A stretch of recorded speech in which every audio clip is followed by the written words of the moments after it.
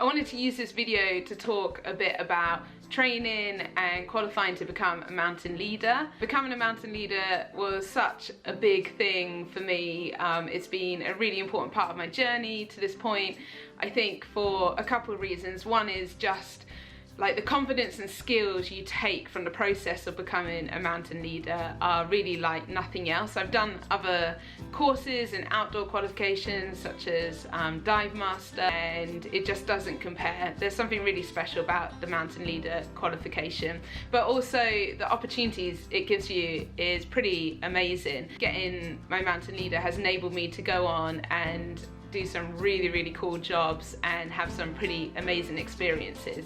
So in this video I'm going to talk really honestly about my experience. It wasn't all amazing. I actually had some really big hurdles, especially on my assessment. I had a pretty bad experience, and I just want to talk really honestly about that, and also to share my top tips for anyone else that is thinking of getting their qualification. If you're new to the Band Family Adventures channel, please hit like and subscribe. We share videos on adventures, getting outdoors, and also a little bit about our lifestyle and how we've built careers for ourselves doing what we love. So let's start off by just clarifying what Mountain Leader is. So it's a program or a scheme specifically in the UK. You can either do Mountain Leader Summer Award or you can do your Mountain Leader Winter Award. As you can probably guess, the winter one is specific for snowy and winter conditions. Unless you're planning to lead trips or lead groups of people in snow and in winter, then it's the summer one that you're interested in, and that's the one that I did. Once you've got your mountain leader qualification, you're then basically qualified to lead groups of people in the mountains in summer conditions.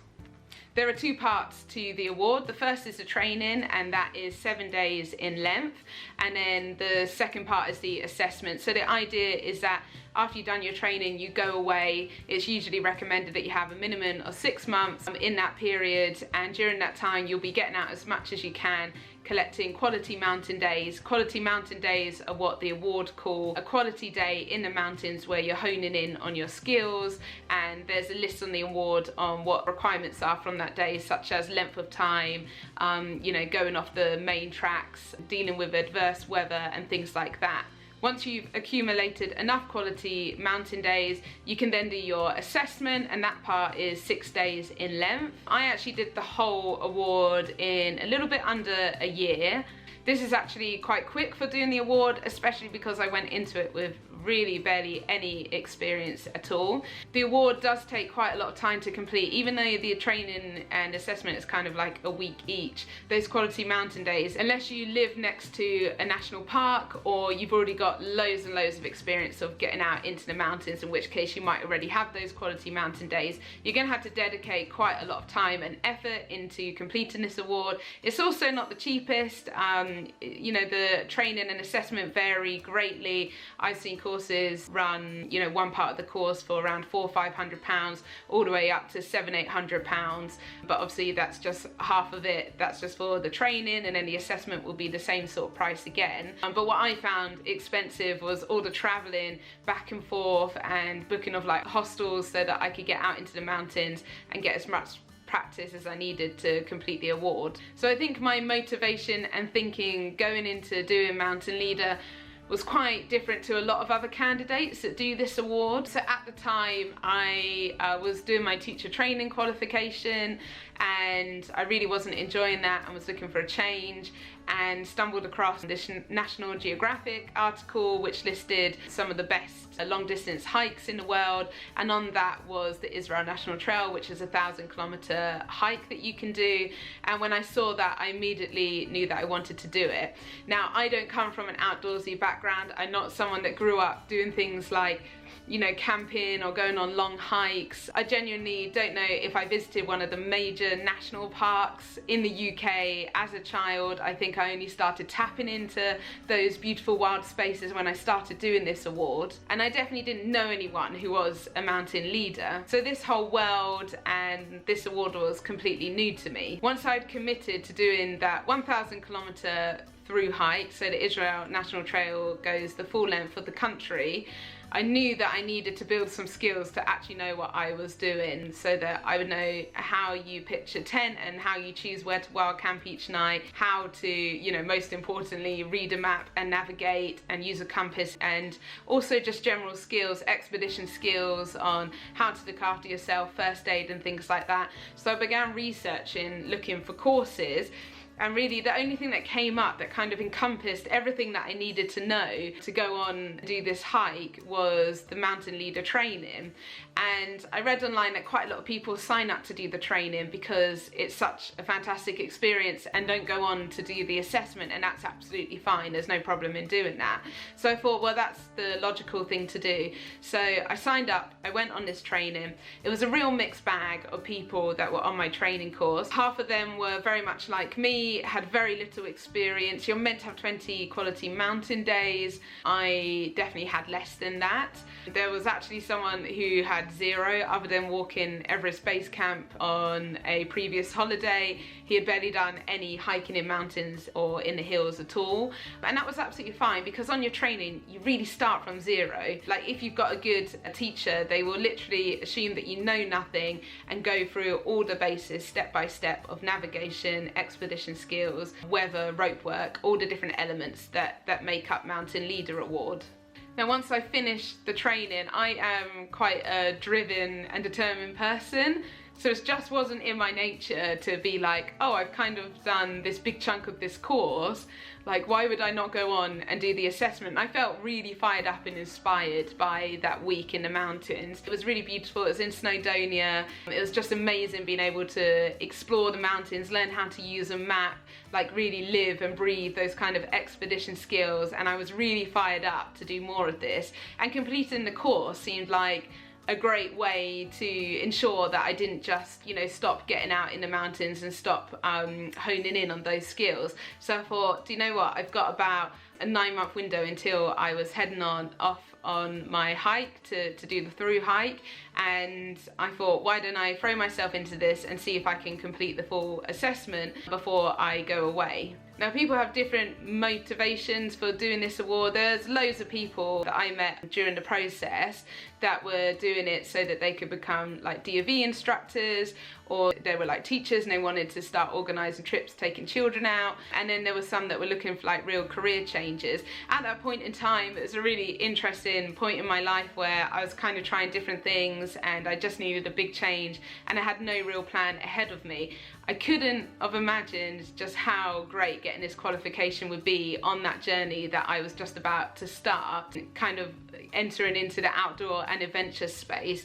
So to summarise, after I did the hike, I launched a Facebook group called Love Her Wild. It's a women's adventure community, and it's actually grown into one of the largest outdoor communities in the world. And through Love Her Wild, because I went on to get my mountain leader qualification, I was able to start organising women-only adventures and expeditions, and I was leading those, and that's been a really incredible opportunity to have, because that's really helped grow that community and turn it into this large community that it is now, with tens of thousands of members, and it's also a registered non-profit. So it's this really amazing thing that I've created, and having that mountain leader skill was really crucial to be able to play a part in getting those women outdoors. Alongside that, the confidence and skills that I took from doing my ML, my mountain leader, I then used to go on so many epic, exciting adventures. So I went on to finish that Israel through hike, and then also went on to do other loads of stuff, such as hiking the Jordan Trail as well. And myself and my husband also went to America, and we kick-scooted the west coast of America from Canada all the way to Mexico. We used a lot of the skills that we learned. My husband also did his ML, and those are like really transferable just to be in a general expedition environment and being able to be quite reactive and responsive when you're on an adventure like that. It's also a qualification that's quite often recognised for organisations such as World Challenge and Outlook Expeditions. Those are examples of companies that organise expeditions for children overseas, and Mountain Leader is just a general qualification that they want their leaders to have. And I worked for World Challenge for quite a few years, taking groups of children to really cool places all over the world, where I was the assigned expedition leader. I absolutely loved doing that, and I've worked for other companies as well, not just leading children but also adult groups, sometimes in the UK, but more often it's been abroad, and I've just really enjoyed and appreciated being able to have that experience. And what an amazing way to make money, and what a really cool job to do. Now, I mentioned in the beginning of the video that my experience wasn't all positive, so let's talk about that a bit. My training was absolutely great. Went away, worked really hard, got my Quality Mountain Days, and then I signed up to do my assessment. Now, my assessment wasn't great. I'm just gonna be an open book. I did my qualification with Plassie Brennan in Snowdonia. They are an amazing outdoor centre. They run all sorts of courses, generally really good quality with the stuff that they deliver, and they're kind of known as like the leading provider of outdoor courses in the UK. Their cakes are amazing. I love the centre. There's loads of really great reasons why I would recommend them as a course provider. On my assessment, same as in training, I was the only woman on the course. That was often my experience whenever I got outdoors, especially when I was starting out. This was about 7-8 years ago. Now it's a little bit different. I see more women kind of accessing the outdoors, and really this was one of the main motivations for me launching Love Her Wild, was to try and encourage more women to get outdoors and to be able to connect with other women that enjoyed hiking and camping like I did. It never really bothered me that I was the only woman on these courses or in the clubs that I joined, but I often noticed that I was treated differently because of it, and that was really true on the assessment. And it's probably the only time, or one of the only times in my life, where I've really experienced quite overt sexism, and it really started to chip away at me. So I had a male assessor, and then all the other candidates that were doing the assessment were also guys. You know, individually they were all really lovely and I got on really well with them, but sometimes when we were in a group there was lots of like banter that I didn't really find that funny, lots of comments, and quite often, like on the assessment, you take it in turns to lead the group, and that's your opportunity to kind of showcase your navigation and your leadership skills. And I would give instructions such as, you know, if we're on a scrambling part, I would bring people through one at a time, and I'd say, put your foot here and your hand here. And rather than listen to my instructions, some of the guys in the group would quite obviously like ignore them to kind of prove that they had a better idea or a better way of doing things. At one point I thought I was going a little bit mad with all this, and I thought, am I just overthinking this, being too sensitive? But the assessor actually pulled me aside about halfway through the assessment and said that he's noticed that they're being quite sexist towards me, and they obviously can't take instructions from a woman, and then told me that I needed to be more confident in my delivery and be more assertive, which on reflection was not the right thing for him to say. What he should have done is pulled them aside and called them out for their behaviour, not pull me aside and expect me to change my behaviour. But that aside, this did really negatively impact my experience. Another thing that was happening was I was often made to feel like I was the weakest link in the group. Comments were made that I was getting it wrong, or that I needed help, or am I sure I can carry my own bag, and things like that. So I really started to doubt myself in the assessment. Even though I tried really hard, I was in this situation where my confidence had been knocked massively, and I was sure that I was going to fail. I think that was made worse by the fact that most of the other candidates were like massively more experienced than me. They had grown up in the mountains, they knew Snowdonia like the back of their hand, and I was coming into this award with a very different background, with a very different set of experiences. So I was sure it was going to be a fail. So imagine my surprise when on the last day the assessor pulls me aside and says, congratulations, you passed the award, and gave me loads of positive feedback. I cried because I was just a bit overwhelmed, and also had just had this really miserable week. Actually, some of the guys that were quite mean to me on that experience ended up failing their course, or parts of it had to be deferred and they had to come back and redo them. So it wasn't all rosy, my Mountain Leader, and it was a real mixed bag, because I think, you know, my training had been so positive, but then my assessment had been so negative.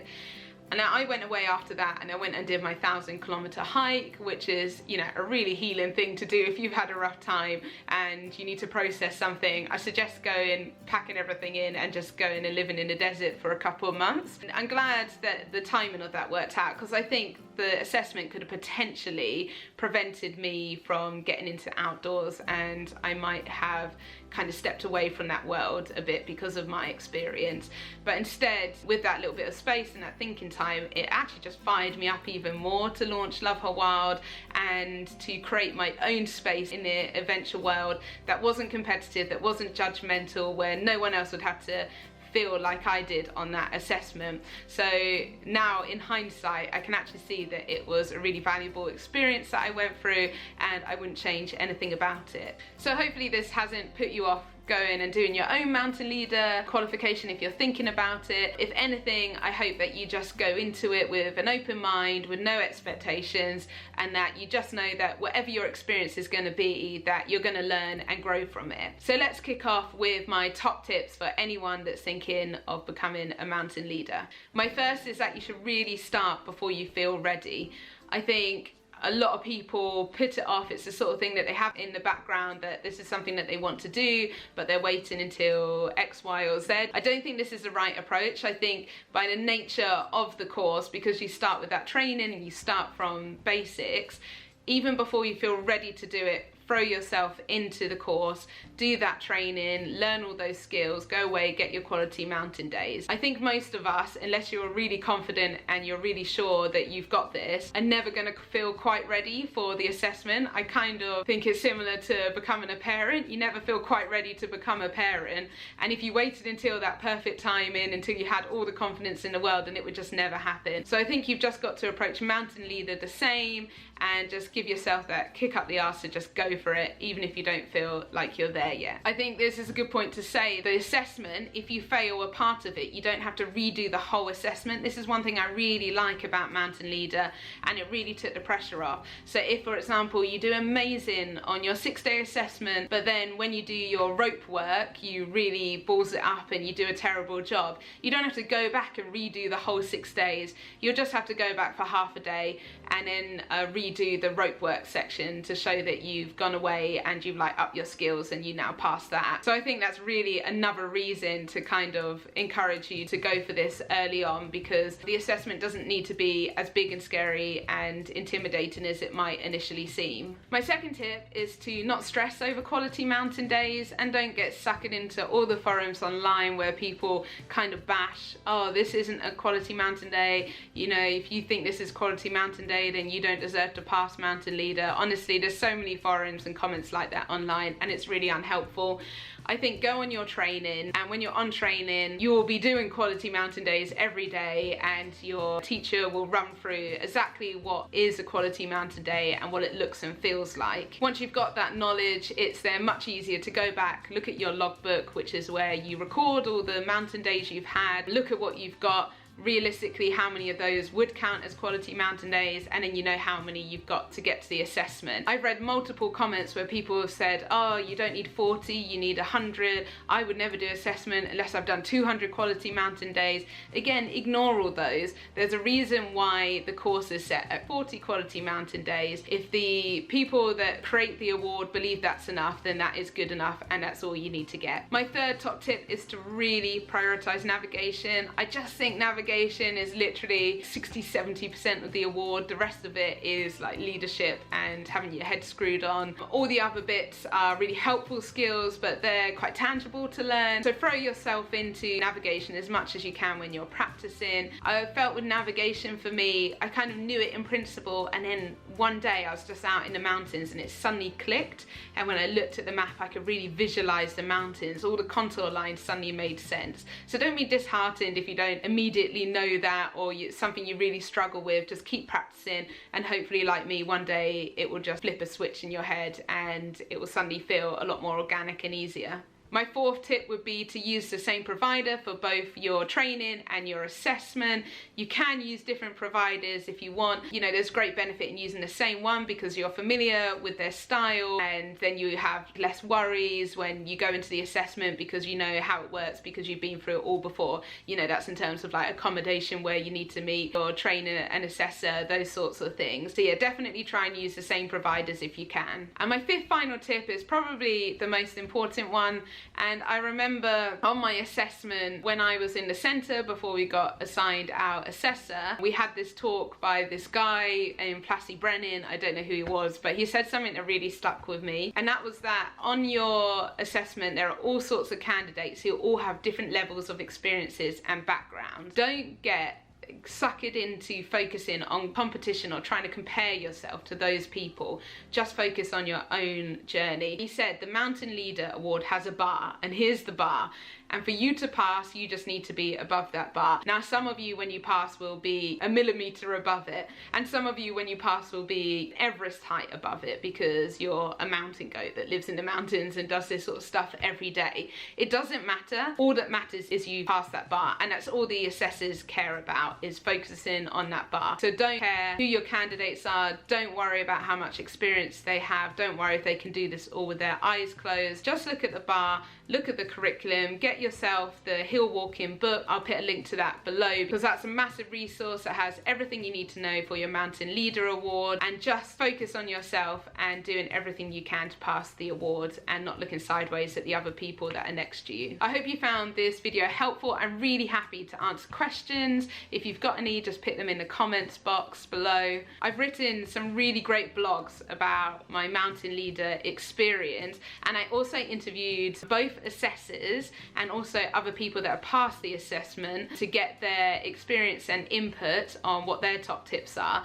So loads of really useful resources, and I'm going to link to those below. I'm also going to link to the provider I use, Plassie Brennan, and I'm also going to recommend another guy called Paul, who is a really nice guy, and a lot of my friends have used him and have loads of great feedback. You'll also find a link to the Hill Walking book, which I'd really recommend doing if you're thinking about or going through the award. And finally, a link to all the kit that I took when packing for my Mountain Leader qualification.